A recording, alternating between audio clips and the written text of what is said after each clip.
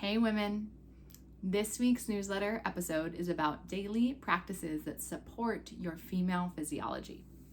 This episode was inspired by a question that I got on Instagram that was asking me about my personal daily routine and my practices and how I center my female body in my daily life.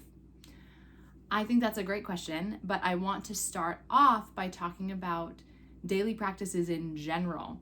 Because right now in our wellness culture, and certainly in our social media culture, there is so much content that's about like, get ready with me, or this is my morning routine, or ace your morning, ace your day, or apps that help you, track and check off all of your self-care practices. And for me, I generally try to keep it more relaxed. And what I mean by that is there have been times in my life when I was really, really militant about my self-care practices. Meaning I would be sure to do them every day and check them off and had a journal and had a list. And I personally found for me that militant attitude towards caring for myself actually precluded me from being the beneficiary of the activities that I was doing allegedly to support my physical and mental well-being, right? So essentially it was stressing me out. And if I'm feeling stressed by what I need to do, even subtly or in the back of my mind, in an attempt to care for my overall health and well-being, that is ultimately not what I want to do. Now, I'm someone who gets easily stressed. I'm pretty high strung, to be honest. So I personally have to keep it pretty chill. The other thing that I will note, and maybe some of you identify with this as well, is there's a lot of points of my life that are actually quite structured. I work a lot. My business is quite structured. I obviously have a lot of structured family time that I spend, caring and sort of being in my marriage and with my family more broadly. And then just the rhythm of daily life, I find that there is actually a lot of structure. So for me, to then take the time where I'm supposed to be caring for myself and overly structure that can sometimes feel unnecessarily stressful. And ultimately, the way I'm caring for myself, the whole point of it is to reduce my cortisol levels and reduce my stress, not add to it. So I want you to take all of what I'm about to share about my personal rhythms sort of with lightness. And I don't want to say with a grain of salt. I think it's helpful information. But for you, right, you don't need to do what I do. And instead, I want to encourage you to figure out what's actually going to feel chill for you. Because I think that the more we can do things in a relaxed way that are centered on our female body, the more that supports our body overall. Now, that's not to say that I'm not for consistency and structure. If you know me, I am actually quite a consistent and structured person. I think that, the way you do anything is the way you do everything, and that absolutely creating, structures of support for ourselves on a daily basis can be really helpful. And I'm going to show you what that looks like for me in my life. Okay, first thing, when I think about if I want to do something to care for myself, I do always think about how does this affect my physiology and is it helping me, right? And I always have that lens open. From there, I divide these into things that I want to do every day, things that I want to do every week, and things that I want to do every month. And there's different things that fall into every category. We'll start with the daily stuff. For me, things that I do every day that helps me center my female physiology is one, I wake up with the sun. This is huge, and right now where I am, that's about between 7 and 7:30 in the morning. When I was in Massachusetts, that was probably between 6 and 6:30 in the morning. And I do not have young children, so I understand that this might not be available to everyone, but waking up with the sun has been huge for me. I don't set an alarm, I just wake up naturally, and I do this every day of the week. I don't really have a sleep-in day. I get up about the same time on the weekends as I do during the week. This has just helped me set my body and my rhythm up for the day. I used to be really militant and think I needed to get up pre-6 a.m. to do all of the things in my morning routine. But guess what? I don't do that now and I feel better. And so that's just an example of where I've kept it a little more chill. The other thing that I do every day is I eat a protein-rich breakfast. I have a darling husband who most of the time makes me breakfast and a frothy beverage, which is a gift. That's a new thing in my life since his employment has changed in the last 3 months that has really up-leveled my overall sense of well-being. Now, if you do not have that circumstance, I totally understand. That is a very new sort of aspect of my life. but really prioritizing actually eating a real breakfast in the morning. Now, I used to not prioritize this because I would prioritize going to the gym. And I really want to highlight that as I would wake up, I would have a little something, I would let my dogs out, and I would go to the gym and I would strength train. I found, honestly, I have more strength and less stress because I don't do that anymore. I prioritize eating breakfast and I actually go to the gym less than I once did. So I wake up with the sun, I eat breakfast. I also try not to look at my phone first thing in the morning, right? Of course I do it. We all do it. But I try not to have that be a chunk of my time, because otherwise I dive right into my workday or get pulled right into Instagram. And I try to just minimize that to the best of my ability. I also remind myself that if I do that right when I wake up, it's okay. I can start my day over at any moment. And I just say, oh, I'm starting my day over now. And I actually just do my morning routine. And then I start over.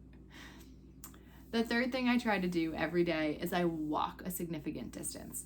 So I, on average, walk my dogs about 3 miles a day, but if I can't do that in the morning just because of my work or life schedule, then I try to prioritize at least going out for a minimum of a 2-mile walk every afternoon. And on days where I really feel like I have my druthers, I walk my dogs in the morning and then I take my calls that I can in my headphones and I walk in the afternoon. My goal that I'm working towards in my lifestyle is 10,000 steps a day, which is something I used to absolutely do when I grew up farming and lived a different lifestyle. And I really want to get back to that because I think it helps my female physiology more than most things.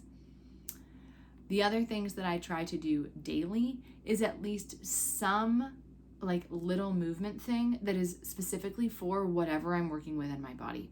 So for me, I had a tongue tie revision. I do a lot of oral exercises and it's really helped me. So I try to take, 2 minutes to do those exercises every day.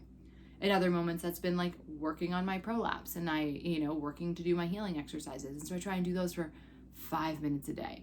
Or maybe I have, a back issue that I'm struggling with. I try and make maybe 5 minutes a day to do the exercises that I think would be useful for whatever it is that I'm working with in my body.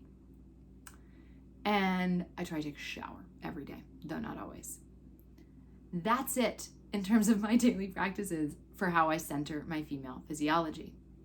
I lied. There's one more. I try to move around in my workday. So if I'm actually having a sedentary workday, I will sit on the floor, I'll sit on the couch, I will change my position, I'll sit on a kneeling chair, I'll sit in a regular chair, I'll kneel on blocks. And I try to consistently change my position throughout the day because that really helps me feel just better in my female body by the end of the day. So what does that look like? My daily practices are I wake up with the sun, I eat a protein-rich breakfast, I walk every day, right? I change my position while I'm working, and I spend 5 minutes doing something that is specifically supportive to what I actually need in my body. On a daily basis, that's kind of it.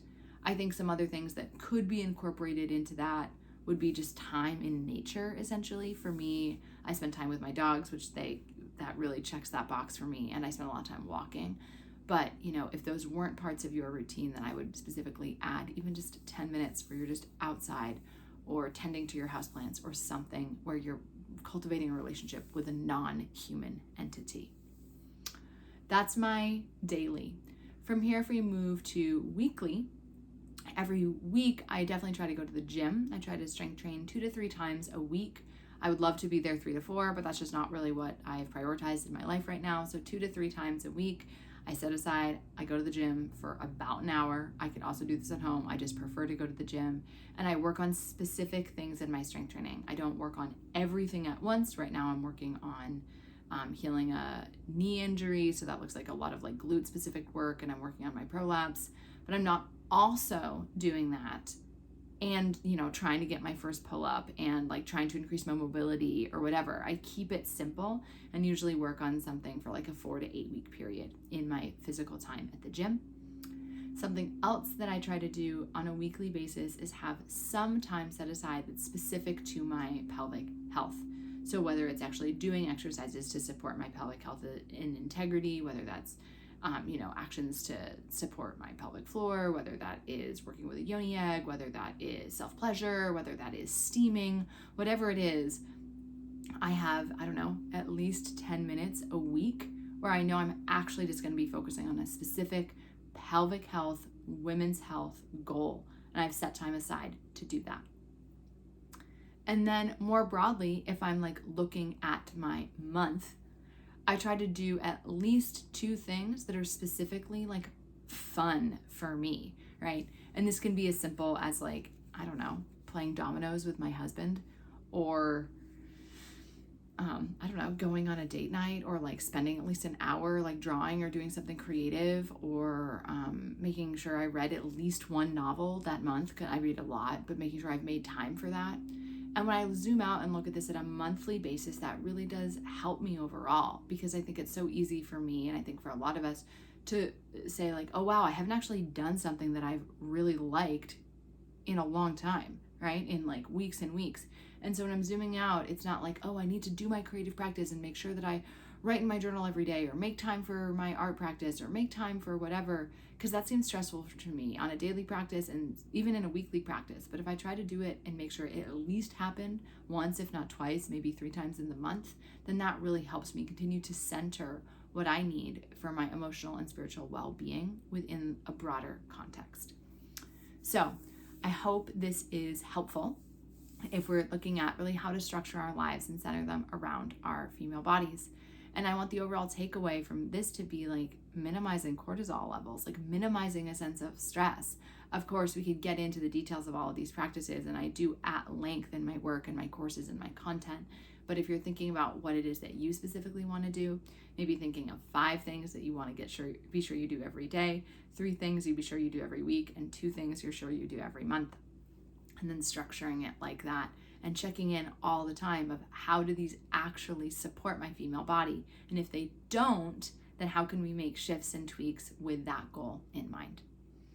Okay, the last thing I'll mention here is if you do want to dive deeper into these practices and really have a women's health full body reset, that's what we do annually on the Radical Pelvic Health Intensive. This is a time for you to have someone prepare all of your meals every day, a time for you to do live movement workshops with me every single day, a time for us to have lecture topics that are specific to your women's and pelvic health every day, so you can really pick and choose and start to create the structure that is ultimately going to be long-term supportive for your unique female physiology.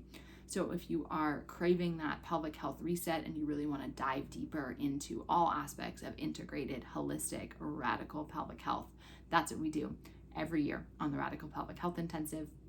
So if you're interested in that, be sure you hop on the wait list, because there are only 15 spots this year and it definitely will sell out, and it's going to open soon. So be sure you hop on the wait list. You can do so. There's a link in this email. Also, if you have any practices that you do, I would love to hear them. You can comment below, you can shoot me an email, and we'll be doing some stuff on Instagram on this topic this week as well. All right, talk soon, and remember, you can center your female body every day.